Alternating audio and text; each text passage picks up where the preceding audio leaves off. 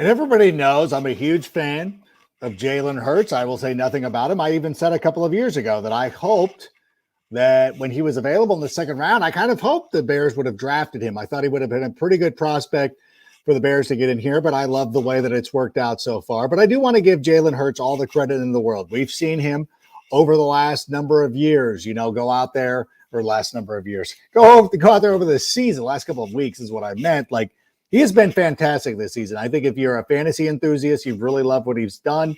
If you're just a fan of the sport, having the Eagles as the first and only team to have clinched a playoff berth right now means something to me. I think he's an excellent quarterback. And I had said time and time again coming into the season that I wanted the Bears to kind of emulate the path of the Philadelphia Eagles. And a lot of people are like, well, you need a line, you need talent. I'm like, listen, Ryan Poles just needs an opportunity to go out there and fulfill those requests. The Bears right now are holding a top 3 pick in the NFL draft. They've got a lot of salary cap space. They've got a first, they got a second, they got a couple of thirds, a couple of fourths. Listen, things are looking good for the Chicago Bears. So I want to sit here and recognize the Philadelphia Eagles for being great, appreciate everything that they're doing, but realize there will be a man on the other side of the football across from Jalen Hurts, our guy, Justin Fields. This guy, Justin, has already proven that he belongs in the NFL, and I truly believe that next season, when these two quarterbacks match up, it is going to be for the NFC title. But still, we've got a game this week, and I can't wait for it to get started, and I also can't wait for the show to get started. So, Sammy, let's get to it. Turn up your volume. Because you're about to listen to The Sick Podcast with Adam Ray. Trying to cut it back. Justin Fields making magic happen. There goes Fields. Touchdown. The sickest Chicago Bears and fantasy football podcast. Brought to you by Underdog Fantasy and Air Pura. Sports entertainment like no other. It's gonna be sick. It's Tuesday night. You know what that means? It's time for Take It to the Rank. The Bears are coming off their bye week. They have got the NFC leading Philadelphia Eagles, once defeated, having one of the best seasons for them, and they've won a Super Bowl title. They look like the best team in the NFC by far and away, even though the Dallas Cowboys are playing really great. But to break down that game, at first, we're going to be welcoming in our co-host, Carmen Vitali, who I believe were you in Southern California again? I am. I still am. You still are. And our invitation to go hang out or do whatever. Actually, I need to invite you. I wasn't here this weekend, and there was a bye week. So what do you want? I got you. Listen, we didn't even go down to Rip Beer Company, the Huntington Beach location or the PCH location. We were just like, it was nice, I think, for the fans to have a bye week. It was nice to get away. So you didn't even go to any, but you went to Detroit and in Minnesota, right? No, I had a friend get married in Cabo, so I was in Mexico. That's right. Well, that's okay. You didn't miss anything other than the game of the year. Those guys. I know. I was watching it. I was watching it from Mexico. So, and I wrote on it a little bit. And going into the game, I picked the Lions to win that game. So I know I should have. I don't know why I picked why I picked the Vikings. I'm so stupid sometimes. I don't know why I do the things that I do. I will say, I wrote a whole article today about how Justin Jefferson and Kirk Cousins are kind of changing the narrative of what pulling a Vikings means, because honestly, they're still 9-0 in one-score games this season, and they've been able to pull out some really tough wins, and they faced a ton of adversity, and they almost did it again too against the Lions. It didn't quite work out for them; they ran out of time, but no, I mean they're figuring things out in their first year under Kevin O'Connell, and they're doing it while winning for the most part. And I mean, they're going to lock up the division. So it's not a matter of if, it's when. And it's just the Lions but they screwed them over by winning against Jacksonville the week before.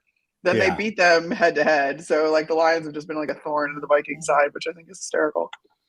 That is very true. It is one of the things too. I loved how they somehow got around by allowing that late field goal to be like, oh, so it's not a one-score game.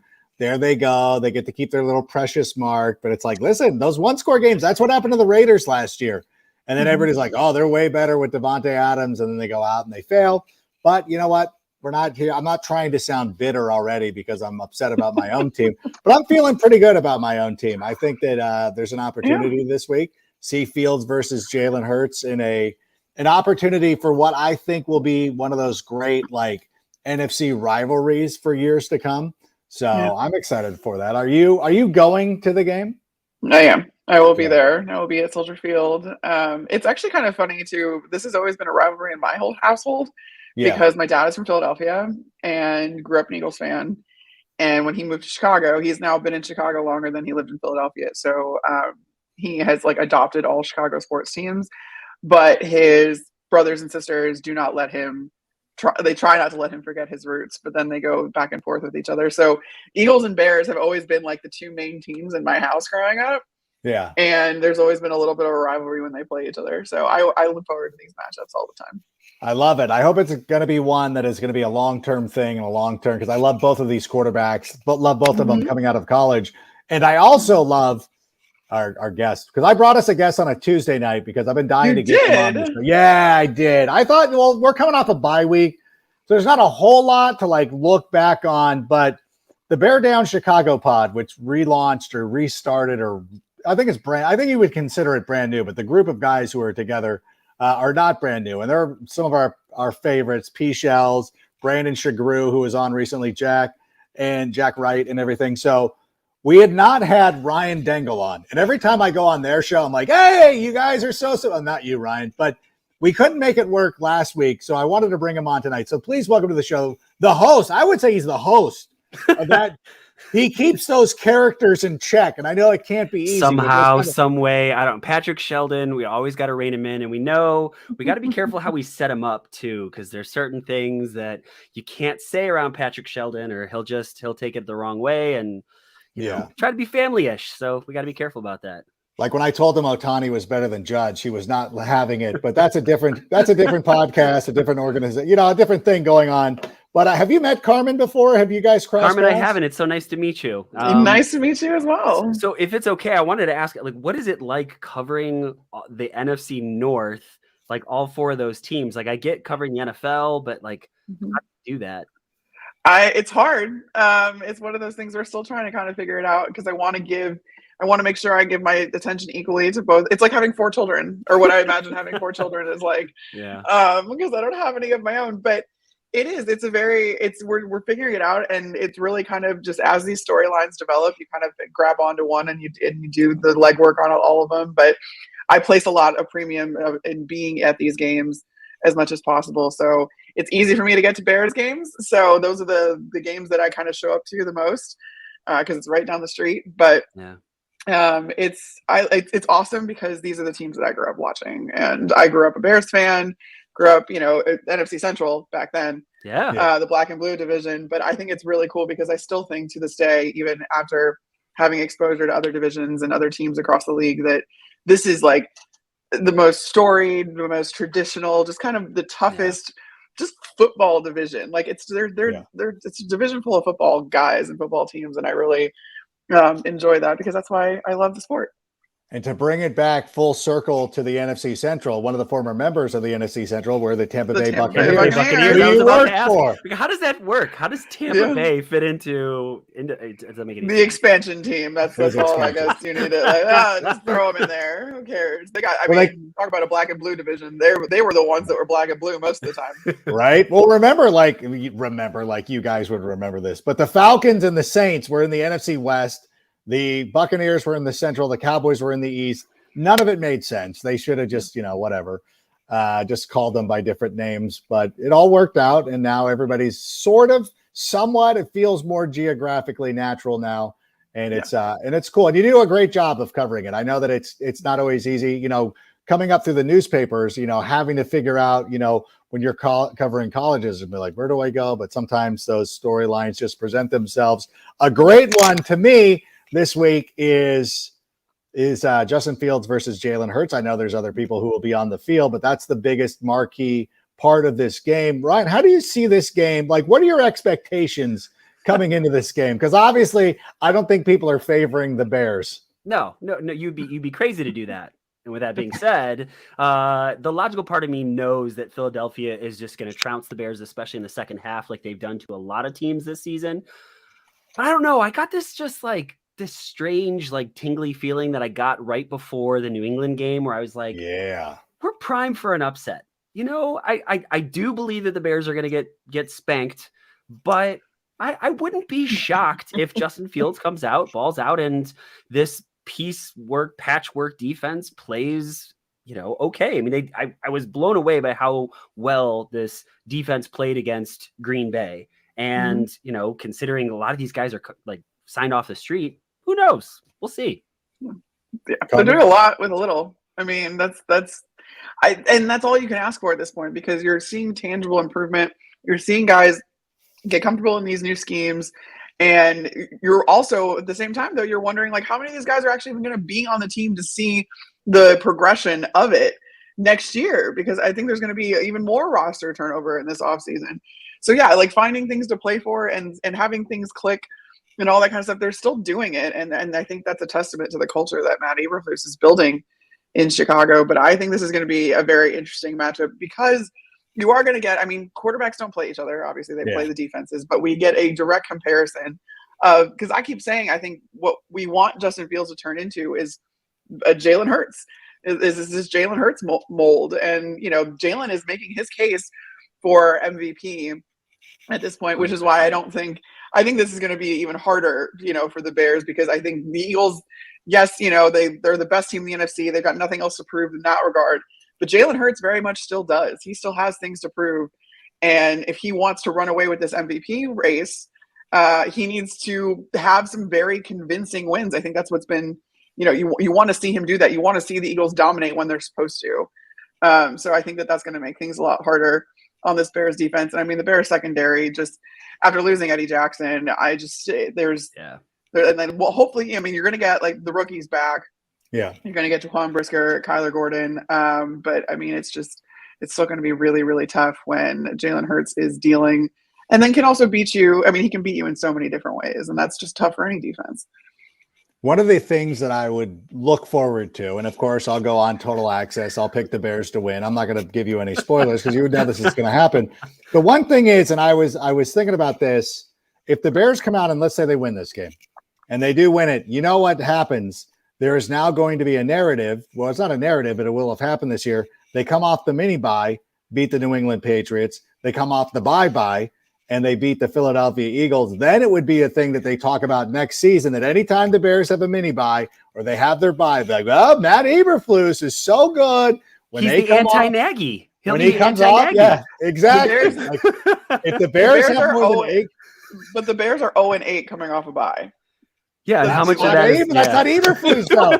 He has a chance to rewrite history. That's what I'm looking forward to. It would be the first time in 8 years that the Bears would win coming out of their bye. This season, that would be a new era of when this season, when the Bears have at least 7 days of rest, they're undefeated. That's 8 days of rest, they're undefeated. And regardless, and I know you were talking about this too. Fields, Hurts do not play each other, but for fantasy, like everybody loves these quarterbacks in fantasy football. And speaking of fantasy football, Underdog Fantasy is the absolute best way to play fantasy sports. It's simple to get started. Just go to www.underdogfantasy.com, or better yet, download the app. Do that right now. And if you sign up, Underdog will match your first deposit up to $100. You deposit $100, Underdog gives you $100. You deposit $25, you get $25. That's the way it works, but it's a great way to get started in fantasy football. Also, you know what? If you missed your fantasy football playoffs, I know that's starting this week. If you've just been bummed out, you don't think you're like, I got nothing to root for now. No, go to underdogfantasy.com right now or download the app and get back into the game. And there's a lot of cool like player bets, like player props and things like that. Last week, we were talking about Sam Darnold, anytime touchdown. We had Brock Purdy. Like, we've been nailing it, too. So go to underdogfantasy.com, and that will help you enjoy these games if you don't have a rooting interest, although I'm sure most of the people who are watching the show right now are either Chicago Bears fans or they're fantasy people. I don't know, in any event. So I really do want to see the change. What about the defense? Is it fun though? Because I don't know, when you were just talking about that, Ryan, like it's like, hey, Gordon and Brisker are back. Like I think it's fun to have a couple of young guys that we're excited about and excited to have back. I want to keep watching Jack Sanborn play football. I thought he was going to be good, like maybe okay at best, and he's far exceeded expectations. He just has a knack for finding the ball carrier, and it's just so much fun to watch. I don't know. They're scrappy. They're not a good football team, but they're scrappy. And with the exception of 2 games this season, it's been close. It's been fun. They've been in those games. And if you're going to lose, at least make it entertaining so that I can sit on my Sunday couch and scream at the TV for a little bit and enjoy the game. And so, I'm excited to see what these guys can do. Do you think that the Bears, do you believe, Carmen, that Jack Sanborn is going to be a starter next season? Yeah, I mean, I think he's found his role in that Sam linebacker spot. I mean, what more do you want from a guy? He's got, like Ryan said, he's got a nose for the football. He's very physical. This guy loves to hit, and it's just that Wisconsin brand of football that I think a Midwest brand of football. I don't want to just credit that to Wisconsin. Lake Zurich, yeah, exactly. So he went to Wisconsin, local product. It's just a good story. But it embodies, I feel like, I'm going back to what I think this division is known for, the physicality, especially out of the linebackers. And at this franchise, especially, I think what a good story for a local kid to have now his name with, guys like Urlacher and Briggs and all those guys. And he is. He's so much fun to watch. And the amount of effort, I mean, he embodies that hits principle that everyone likes to talk so much about, that's gone, a narrative of its own now these days. But he really does. Like, he does everything that the coaches want him to do. And that's the important part of that, is he's physical, gets to the ball, high effort guy. It was just, I love watching him play. And I think that the coaches really like him. And why wouldn't you have him stick around? Compete, be in the mix. Even like if he's not just handed a starting role, which I think he's deserving of, why wouldn't you let him stick around? I don't know. He costs a lot of money. I hang out with people who don't follow the Bears enough, and they're just like, whatever. I know our friends over at Good Morning Football, Peter Schrager and of course Kyle Brandt, love Jack Sanborn. They've declared him, GMFB the Jack Sanborn show of record. And I've clarified to them. I'm like, you're talking television. You're not talking about Tape Never Lies. You're not talking about Take It to the Rank or Sick Podcasts or anything like that. But I love that they do. But a lot of times they're still like, we're convincing people from around the world. Like even today, I was saying something about the Bears being competitive. And one of my co-hosts on Fantasy Live was like, we'll see. And I'm like, what? I don't know. I didn't want to it's a fantasy show. I didn't want to get into it.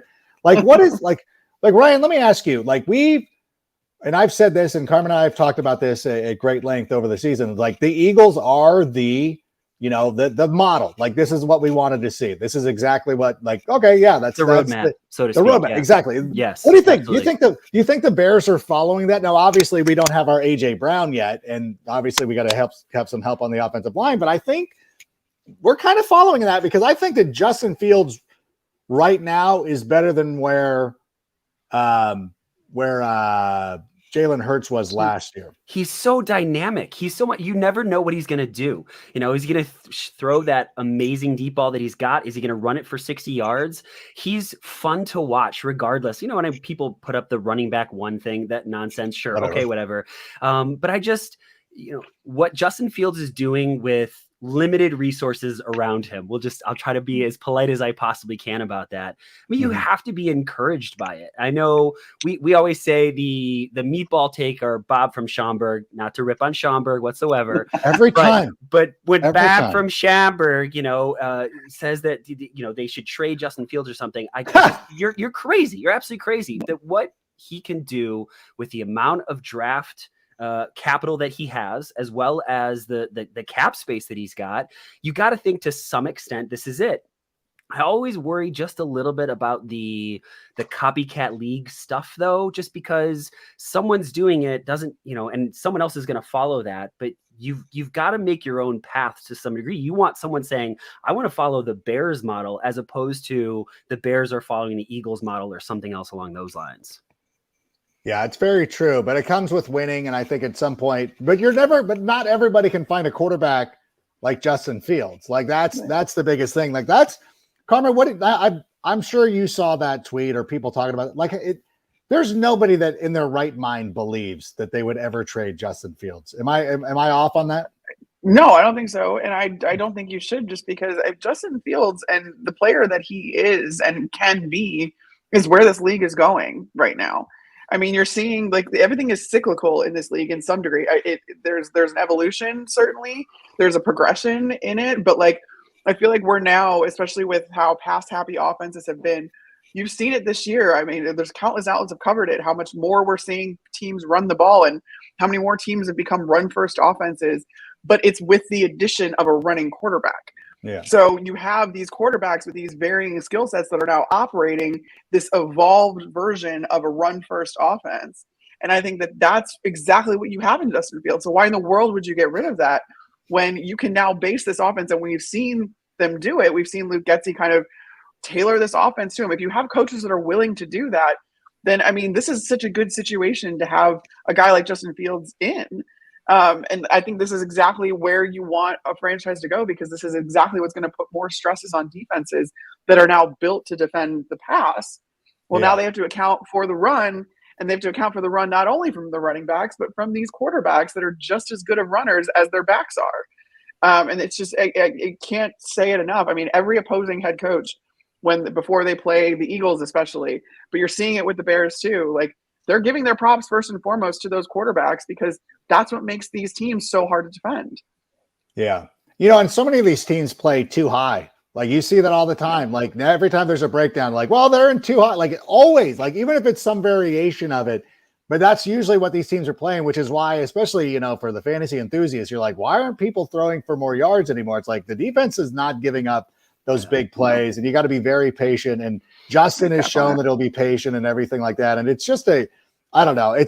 I guess some Chicago fans just shouldn't be trusted with something nice. You're just like, why do you don't deserve it? Like, over. Why we can't have nice things. We don't know what to do. It's like, take a look around. When is this the last time you had the quarterback as the best player on the team in Chicago? Never. It's never happened. I mean, literally, he's the price of admission, right? Like to sit down, or he's worth the price of admission rather to sit and watch. It's, you know, we're trying to make a comparison on the Bear Down Chicago podcast, which was, is he Devin Hester? You know, that every time he touches the ball, like something might happen. But it's we've never ever had this before. We don't know what to do with nice things because we've never had them before. Yeah, and people, I think that people just are so cynical too, that they're always trying to find some fault. And like watch other games. Like watch what's happening with the Miami Dolphins right now. Tua Tagovailoa was in the MVP conversation. His last two games have not gone very well. And I'm not giving up on him, but everybody else wants to give up on him. Mike White, you know, like he was fine. And now people outside of the Jets, like, they're worried about him. People were giving up on Trevor Lawrence earlier this season, and now he's coming out over the last 4 weeks. And it reminds me of a conversation I was having with one of our editors here in our original content team. It's a team that I write for during the off season. And when you're talking about teams, like, oh, it's so much fun to just go and you're talking about the Bears. You're like, well, they've got a couple of great offenses on their schedule coming up. They got the Chiefs, they got the Bears, and like you throw the Bears in with these great offenses, like it's nothing, and it's not sarcastic. It's not a joke. It's kind of refreshing. Like, Ryan, you're not used to dealing with that, correct? Well, just think about, we haven't just watched bad offenses. We've watched historically bad offenses where they struggled to score 13 points. Mm-hmm. And, you know, you watch the red zone, or you're watching some other team, you're watching the Chiefs, you're watching the Bills, and you're going, why can't we do that ever? And, you know, it does suck that the defense has kind of fallen apart the way that it has. But again, you know, with these, it's kind of patchwork defense as is. Which has almost been historically bad as well. Exactly. So it's like the balance of things. But honestly, I don't care. I mean this. I mean, I would love to see the Bears win. Would have loved to see them beat the Packers.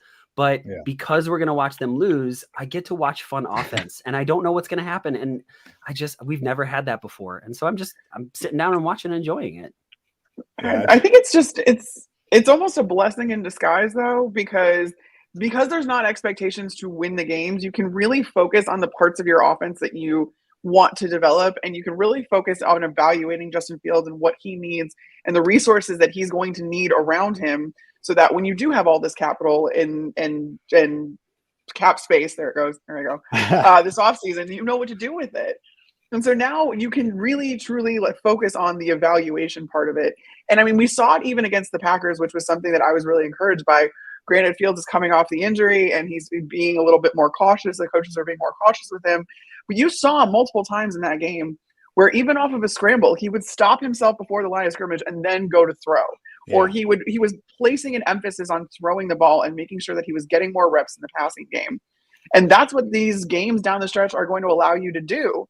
And he's going to be able to get those reps. If it's in a losing effort, okay, but it doesn't matter because there's not pressure on him to actually score points, win the game, all that other stuff. Because honestly, you would be doing yourself a disservice. I know no coaches think like this, but you would be doing yourself a disservice by, winning some games here and then your draft pick goes down. And I think that this is a really good situation for the Bears to be in, for their offense to be in, to really figure out what they need, who they need, what type of receivers they need, tight ends, offensive linemen, all that other stuff. You can really evaluate, because we talk so much about Fields, but there are a lot of holes on this offense, and there are a lot of things that need to be evaluated on this offense, and not just in relation to Justin, but around him. So I think that this is going to give them a chance to do that, and that's exciting. Again, I just think the whole situation, looking forward, 1-2 years down the line, it's going to set the Bears up for some sustained success, not just like lightning in a bottle success, but sustained success. Yeah, that's the one thing I believe that everybody is looking for, is not the, hey, a miracle run to the playoffs that we're kind of seeing out of the Giants right now, but something that's going to be more consistent like the Philadelphia Eagles, which is why we always expected, or why we feel like they're the blueprint and the way to go. And as we continue to clear the air here, want to remind everybody, we spend 90% of our time indoors, and indoor air can be 5 times dirtier than the air that we breathe outside. An air purifier can remove tobacco smoke, odors, VOCs, mold, wildfire smoke, chemicals, and viruses from your breathing air. I know that got my kids in school. I hear all their classmates coughing all the time. That's why we went out and got an air purifier from Air Pura. And if you go to airpura.com right now, use the code 67, you will get 7% off your order. And that's right. Just go to airpura.com right now. Get 7% off your order by using the code 67.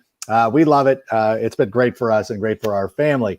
I think now, though, is the time. Do we have some questions, Sammy? Do we have people chiming in? All right. This time next season, the Bears will be, Ryan, why don't you lead us off?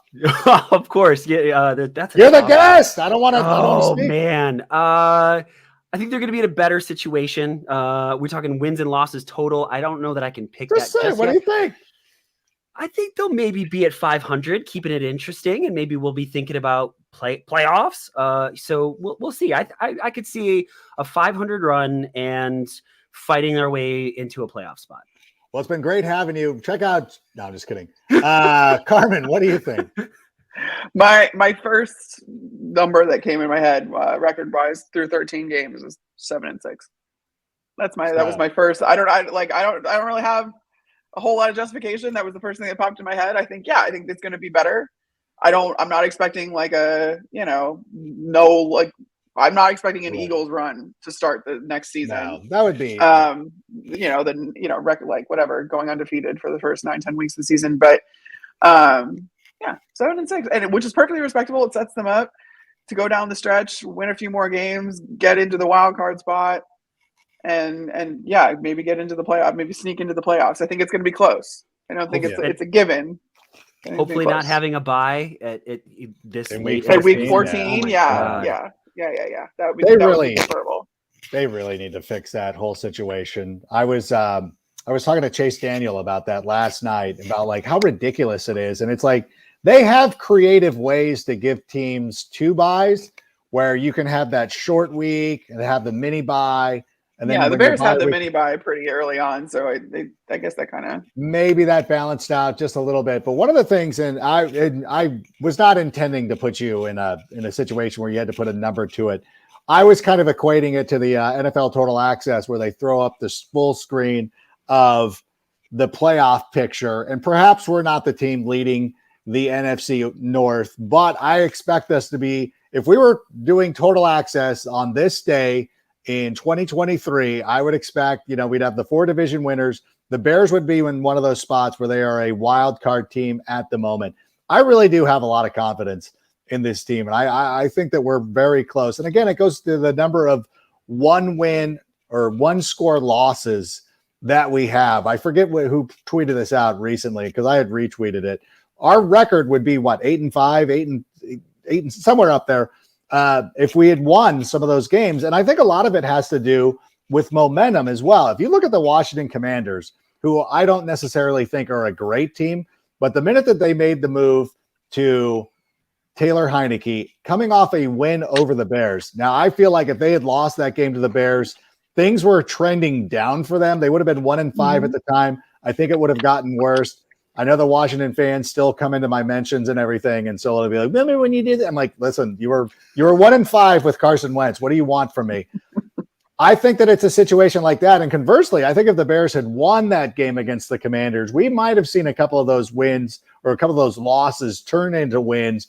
We'd be in the mid. We'd probably be like in a position similar to the Lions, because the Lions are in an interesting spot right now because they're winning too much. That's hurting their draft capital, but they got that pick from the Rams. Yeah, I was gonna say, that's trending towards being like that Christmas game. Yeah, that Christmas game is so that it's so bad for it. I don't know what we need on Christmas because those are 2 picks that are competing with us, the Rams and the Broncos, that nobody thought coming into the season were going to be competing with us. We thought perhaps it would be Seattle and it would be the Detroit Lions. We didn't think it would be the picks that they picked up from those teams that we expected to be very good.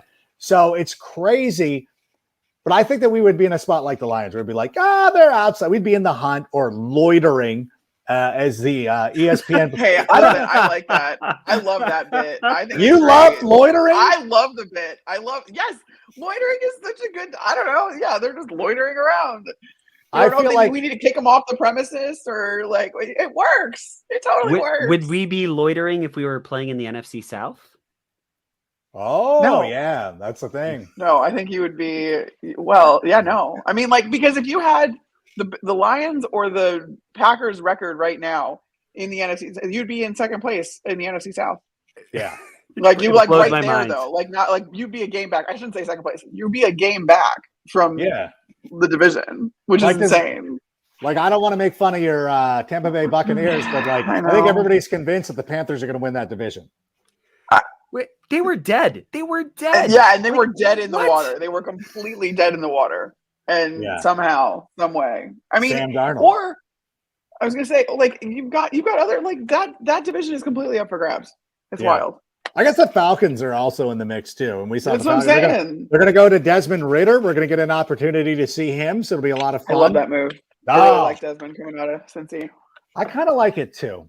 Mostly because I like the city of Cincinnati so much more since I went there this summer, and that has nothing to do with anything. But I think we San Diego of the Midwest, right? The San Diego of the Midwest. It proved San its Diego. point. Yeah, it was. It looked really good. We're getting off topic. Sammy, do we have any more questions? And by the way, Adam, last week you dissed the White Sox, and all I can say is you're bitter over them. I don't know if this phrase is accurate. I know Shagru was on. I forget which one of you guys or the White Sox end. First of all, Doug Eddings gave you a World Series, and I think you should appreciate that. And anybody who says anything to you have to understand Doug Eddings. How do you miss that call? You call Doug Eddings. Watch the video. Rings him. This means you're out. Sounds pretty bitter to me. You know what? This is. I swear to God, if I was an Angels player the next year, I would have gone. And whenever Doug Eddings was the home plate umpire, I would have struck out on purpose and then ran to first base and just stood there what? I thought this is the rule now and made a big show of it. Socia would have kicked me. Socia would have sent me to AAA, but it would have been worth it. That was the biggest. That was although we always tend to forget that Chicago did come to Anaheim and win 3 consecutive games. But I do say that, number one. No one forgets that. I think just you forget that. No one forgets that.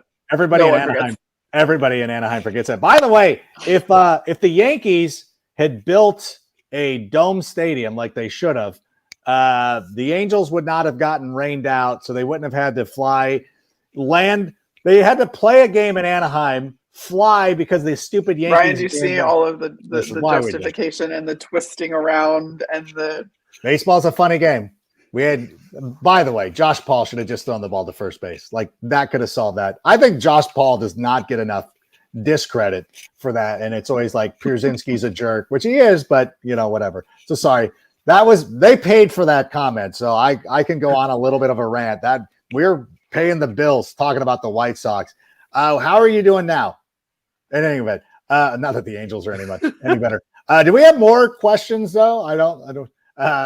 As everybody's logging off now, what are the 3 things that must happen these next few games to feel confident about next year? Charles, thank you for the question. Ryan, why don't you go ahead and start us off here? You're going to start us off on all these. Sounds great. So 3 things that I'm just off the top of my head that I'm thinking about is, and this is tough to say because I don't want them to do this, but I think they need to win one more game. I just think the confidence of this team, you could just see it in Justin Fields. He was really, really hungry.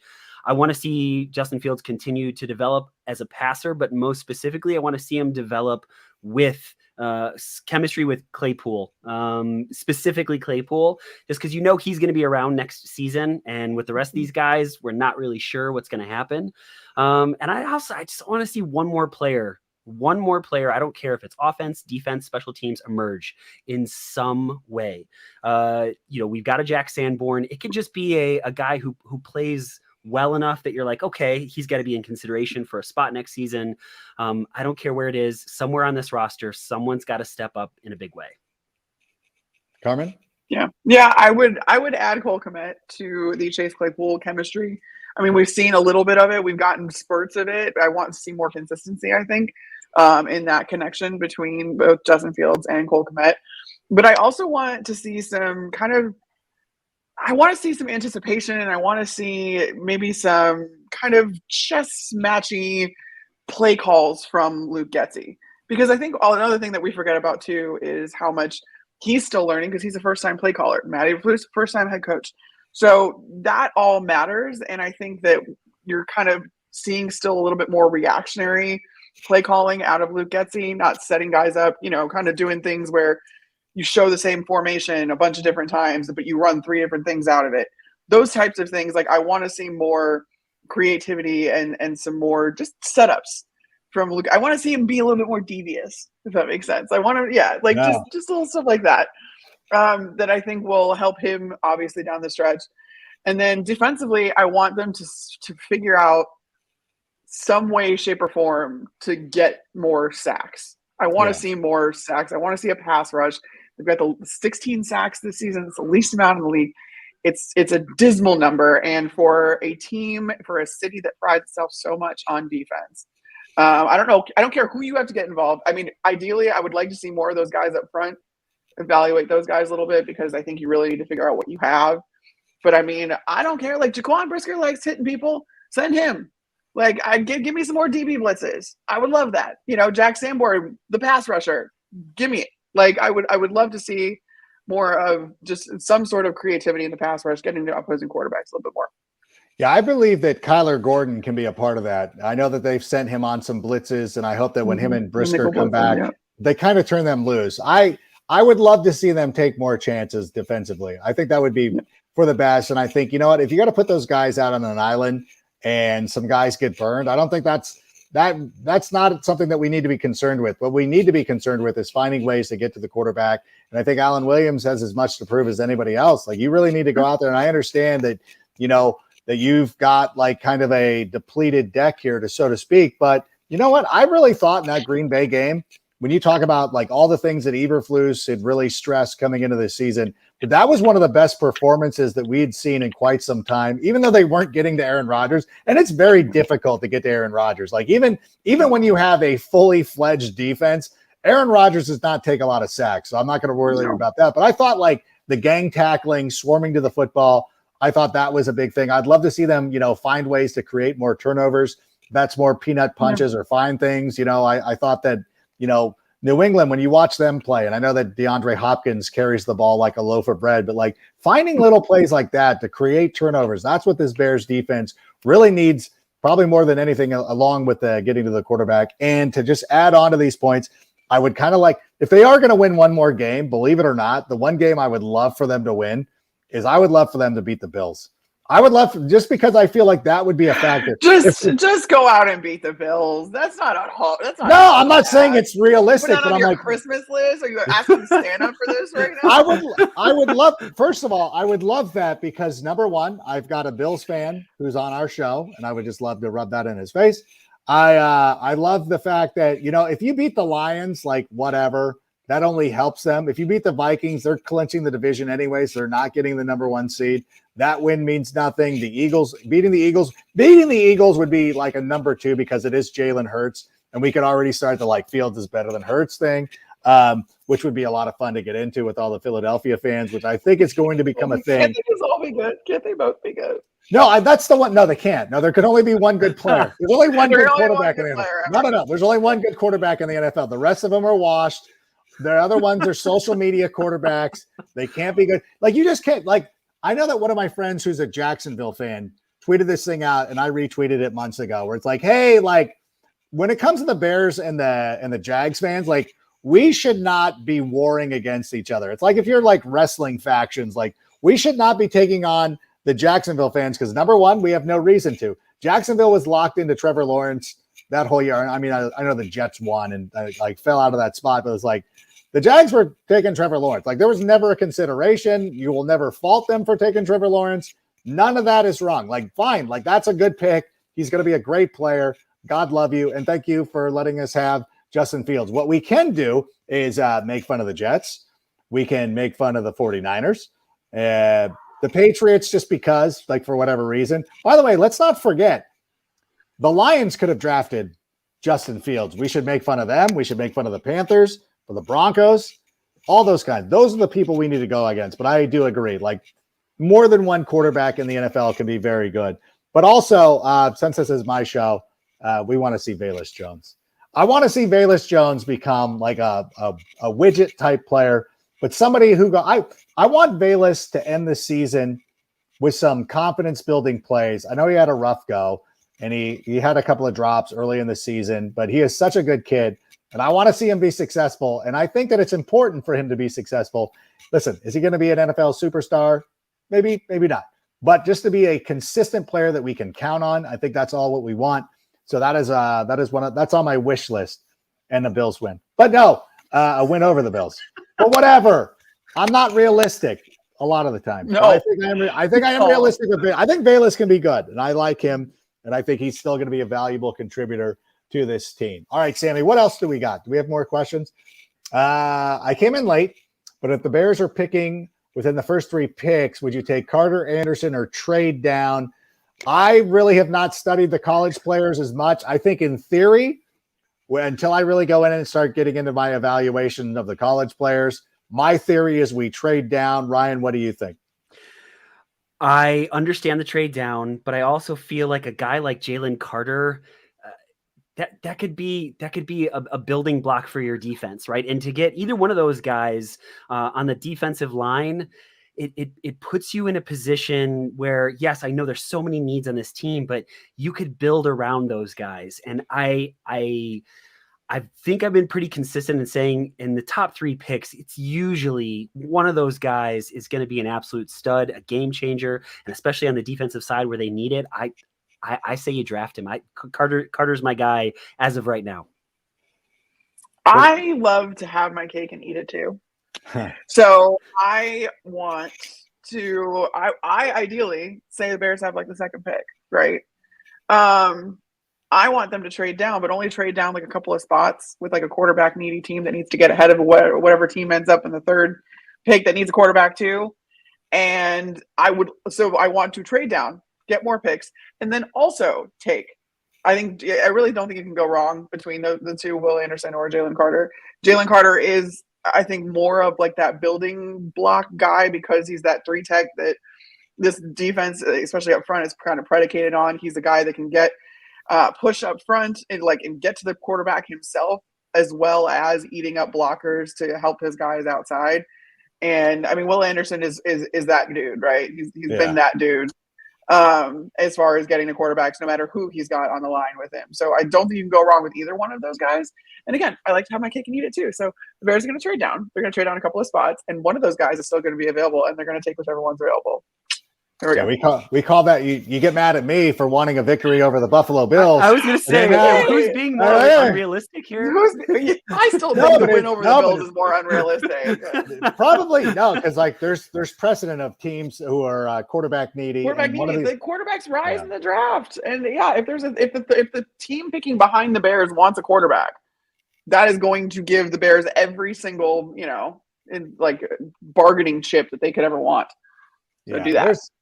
That happens a lot of times too. And if somebody like one of these teams sneaks in a couple of wins without meaning to do so, that could end up benefiting us as well. And then those teams have to trade up and do all that stuff, which is good. And we also don't know, what the roster is going to look like heading into the draft. Because, what does polls do? What if some of these, I was watching, and not to pick on the Buccaneers, but like Mike Evans and not that Tom Brady's going to be back at Tampa Bay, but if one of those teams decides to tear down and they're like, all right, let's just get rid of, we need a salary dump Mike Evans, similar to the way the Dallas Cowboys had to do with Amari Cooper. You're like, all right, like I'll take him, or even Amari Cooper, like whatever. So there's a lot of different ways that we could have filled some holes already before. And then maybe, just staying there at 2 or 3 might end up making the most sense, but it's still fun to speculate. How about some more questions there, Sammy? Do you guys predict any personnel changes similar to what the changes to the mini buy for these final games to see what we got next year? Carmen, I'll start with you. Are we seeing Leatherwood? Is he going to be starting? So the coaches talked about him a little bit prior to the bye week, and kind of getting him a little bit. He was in for a series against the Packers, played I believe 10 offensive snaps, and they said that they like how he's progressing. So I would think that he's kind of a rotational player on that side. And especially, I always preach continuity when it comes to offensive linemen, and the offensive line, but they have not had that all season. So you might as well figure out who you have and what you get. And so I think that that's one of the guys that you could see get a little bit more of a rotation in there, figuring that out, and maybe like trying some guys in different spots. Although I think they've kind of figured out for the most part, with the offensive line, at least, with the core players that will be here next year, where they should be playing along the line. So, I think you might see some stuff like that. There was, with Jack Sanborn coming on as the Sam linebacker, Nicholas Morrow, too, had switched positions earlier this season to the Will linebacker spot. And, he has been going back and forth. So you maybe play around with some of those things, maybe try a couple of different guys at nickel. Kyler Gordon can do it. Do you try some other guys in there? Do you try, push Kyler maybe more to the outside? That's always easier, I feel like, going from inside outside. But I think there's room to do it. That's for sure. And again, when you're evaluating this team, which is what this team is going to be doing down the stretch, now that they're out of it, I wouldn't put anything past, trying to figure out where these guys could all play or where they're best suited. Yeah, Ryan, have you ever heard anything else? No, I haven't heard anything else. I'll tell you what I want. I want to see more Alex Leatherwood. I want to see more Josh Blackwell, right? The cornerback who played really, really well, I think, against Green Bay Packers. I want to see what else he can do, but nothing else that I've heard. Yeah, it'll be interesting to see what combination on the offensive line comes out here on Sunday against the Philadelphia Eagles. How about another question there, Sammy? Can Fields be as good as Hurts? Ethan, thank you for the question. I mentioned this before. I'll say it again for those of you just joining us. By the way, if you're just joining us or if you've been watching the whole time, go ahead and comment sick right now. If you're watching us on YouTube, if you're watching us on Facebook or anything like that, use the word sick just to comment. By the way, if you're listening to us later on as part of a podcast, please rate, subscribe. 5 stars would be cool. And we'll get to this Justin Fields question. I will say this again. Justin Fields right now is better than where Jalen Hurts was at this week in 2021. I firmly believe that. I think he's, he was a better passer and everything. His running has been far more dynamic. And you know what?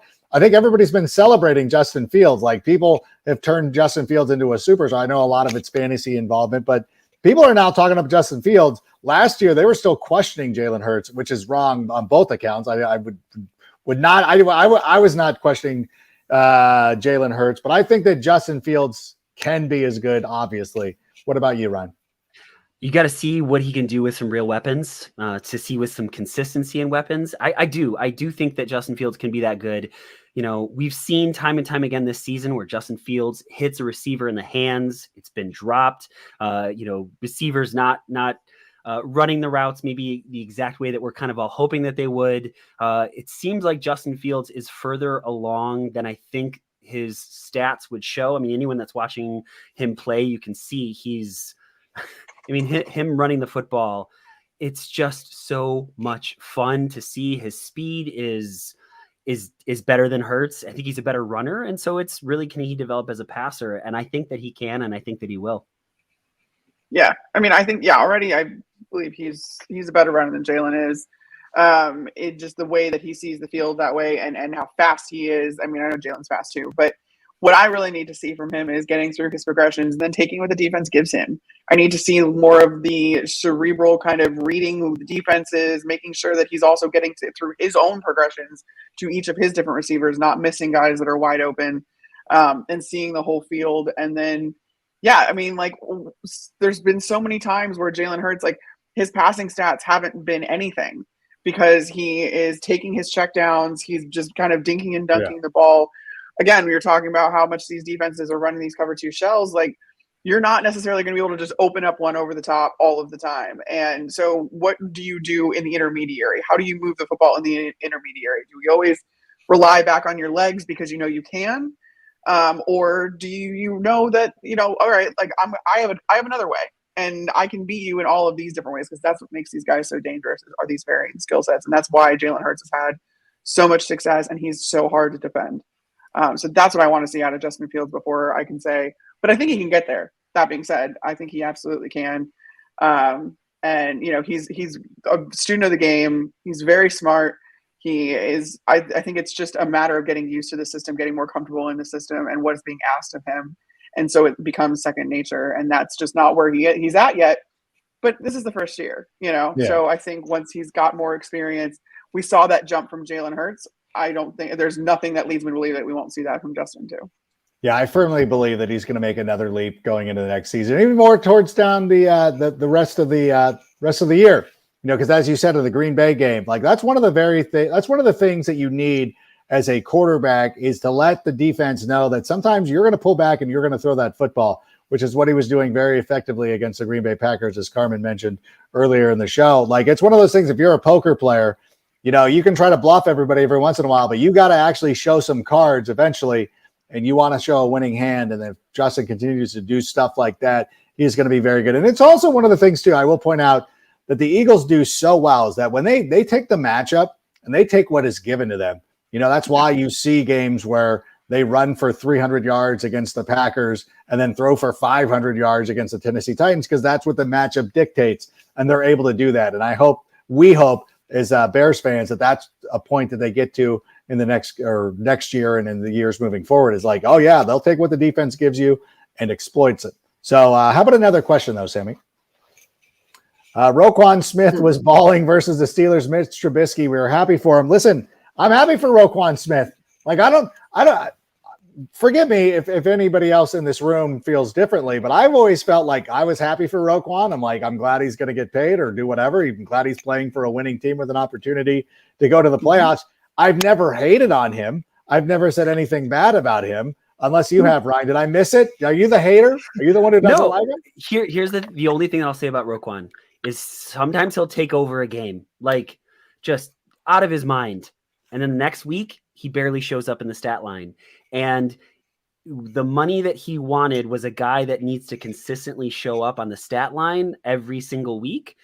But no, why would you be mad? Why would you be mad for a guy like that? I mean, I know he had his beef with the Chicago organization, but he never had it with the fans. I wish him well. I hope they go deep into the playoffs. Good for him. Yeah. I just think it's proof that we're living in a simulation that Roquan Smith is picking off Mitch Trubisky as both members of the AFC North. So, I want him to have success, obviously. I think it's not his fault that he was traded. It's not like, he wanted the trade. So I guess you can hold that against him if you really wanted to. But ultimately, he put that behind him and was ready to play out the season. and it's not how it worked out. But I just thought, I was like, okay, so the computer got it wrong because they were supposed to be on the same team. They're both supposed to be in the NFC North, but now they're in the AFC North on separate teams, and he's picking them up. The computer got it wrong, so we're in a simulation.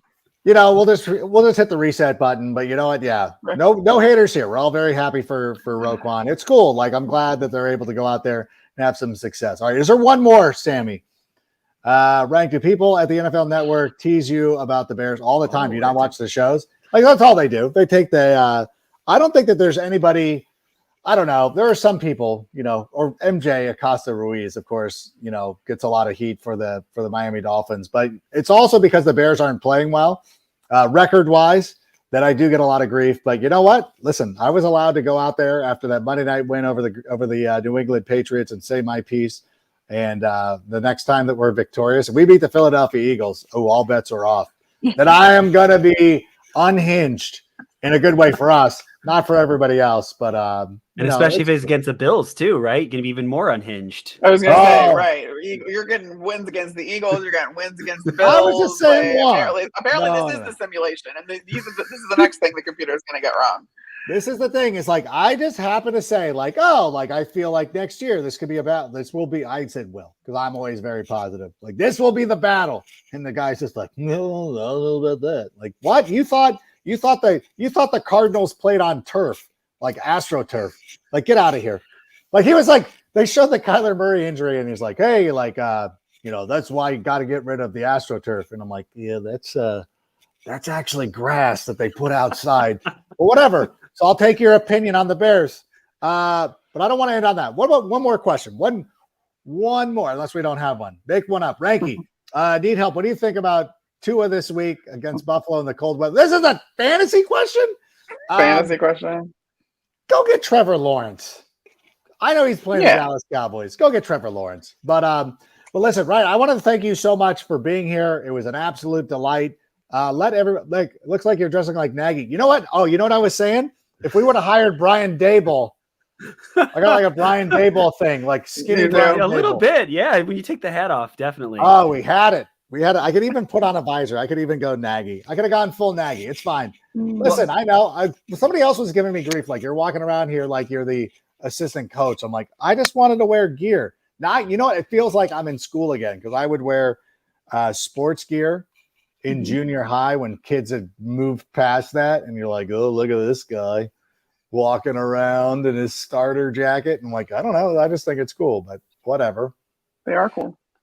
I just want to say, Carmen, it was so nice to meet you, and I would love to have you on the Bear Down Chicago podcast. This isn't an opportunity to steal my co-host. And I'm gonna say, just a shout out to Adam for being on the podcast twice. Our inaugural episode, you were the guest, so thank you. Shout out to my guy Brendan Shagru, Patrick Sheldon, Jack Wright, Logan Bradley. Just love those guys. And seriously, Logan's not been on. Is Logan a full-fledged member, or is he like Lex Luger? But is he like Lex Luger? He's the associate. He works for a sports betting company that is to not be named, and they're covering the World Cup. So he has been MIA, but is off season. He's phenomenal, hilarious dude, wonderful guy. And so, as soon as he can get back, we want him back. We'll be the judge. Well, I'm happy to come on too, Ryan. Awesome, Carmen. That would be great. What's happening? I brought a guest together. This is brought a guest to the show, and now she's stolen away. Like, okay, no, I'm just kidding. No, didn't ask her to be a co-host yet. I'm just joking. No, I'm glad. I want that to happen. Now, remind me, because I probably butchered this story as you came on. You restarted the podcast this year.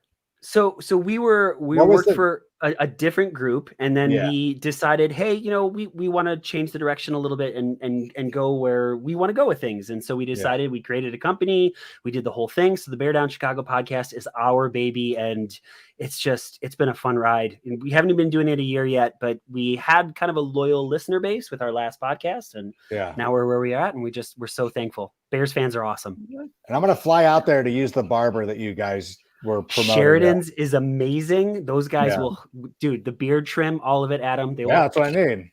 So Sheridan's, what city was it in? It's in downtown Wheaton, Illinois. That's right, Wheaton. That's right. Yeah. So if you're in Wheaton, anybody out there listening in Wheaton, go to Sheridan's. I can't vouch for it yet, but Jack vouches for it, and I take his word.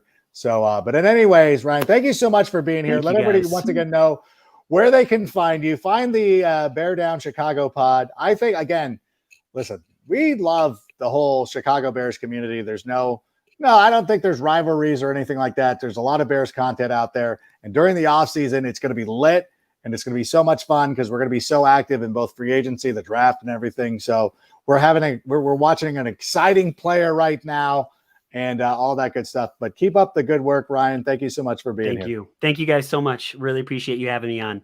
Thank you. All right. Thank you so much. There he goes, the great Ryan Dengel. Make sure you are following along with him. And Carmen, thank you as always for being here. Remind us that you're going to be in Chicago this weekend. What else do you have going on? Yeah, I have Chicago. I have Bears Eagles, so I'm going to get to see these two quarterbacks go head to head. But I will be paying close attention during that to the Lions Jets game. But Minnesota's playing the day before. So I'll have all my coverage for the NFC North this weekend. It's a full slate. Green Bay's on Monday, Minnesota's on Saturday, Bears and Lions are on Sunday. It's a whole weekend full of football. There's nothing I'd rather be doing. Big weekend for you. By the way, real quick, the Lions, if they beat the Jets, then I will take back everything I've been saying about them, and then I'll be okay, I'll pull those receipts. All right, pull the receipts. I'm very comfortable. During the preseason, my preseason rankings and my predictions for what was going to happen. I mean, I think I had the Lions having 7 or 8 wins.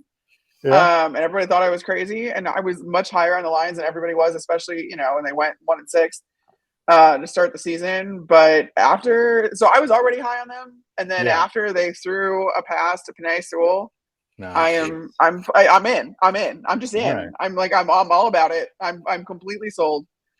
I am a completely irrational person when you decide to throw an offensive lineman in football. That's me. The trench girl, of course, would like one of the trench guys getting a pass. I want them to get their shine.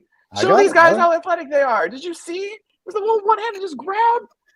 That was dives over the line. How's he been playing? How has Penei Sewell been as an NFL Incredible. Player? Incredible. Honestly, I mean, he's playing at a near all-pro level at this point, and this is his kid's, second, third year in the league? Yeah. Well, he came in the same year as Jamar Chase, and so everybody celebrates Jamar Chase. Of course, the Cincinnati Bengals pass him up to bring Jamar Chase and Joe Burrow back together again. But I don't think people are talking enough about Penei Sewell, because to the point of I think he's good, but I don't want – I thought he looked good. He is as solid as they come. He is playing at a fantastic rate. I think every, PFF grade I've seen, for him is fantastic. I mean, he really is. He's playing fantastic football. He's doing everything that you possibly want to, but he doesn't get his shine because he's an offensive lineman. So everyone wants to talk about the receiver. Yeah. But look, now they heard them, and he's like, I'm going to catch a pass too. Hold my beer. So, yeah, he had as many catches as Jameson Williams. So there you go. He didn't get the touchdown, but that's okay. And I think fine. If the Lions win this week, you can pull all the receipts and have some fun. But I'm pretty confident in Jared Goff. Jared Goff is an indoor cat. Put that up. Put that on a graphic, Sammy, and put Jared Goff as an indoor cat. I'm not taking. I'm going to be using that line all week. Might as well start it here. But it should be a fun week. By the way, we will be at Rip Beer Company Sunday, PCH location. I'm assuming the Bears are the national game because they're playing the Philadelphia Eagles, but still show up just because we can watch that Lions game as well. It should be a lot of fun. It should be a good time. The Vikings usually have one of the TVs at Rip Beer Company, but of course they play Saturday, so we'll throw the Lions on another TV. It'll be a fun day, and maybe Carmen shows up. Maybe, probably not. Oh, you can't. You're going to be in Chicago. I'm going to be in Chicago. I got it. All right. Well, there she's going to go. Put up the things where they can follow everybody. Carmi V, Instagram, all that stuff. Right. Sammy's slow. No, I'm just teasing. Sammy's the best. We appreciate everything that he does. So that's going to do it for us here tonight. Thanks so much for Ryan Dengel of the Bear Down Chicago Pod for being here. And for Carmen Vitali, I am Adam Rank. Bear Down, and Sammy, play us out. And that's a wrap. Hope you don't miss us too much until next time. Follow the Sick Podcast with Adam Rank on YouTube, Instagram, Facebook, Google Play, and Apple Podcasts. Brought to you by Underdog Fantasy and Air Pura.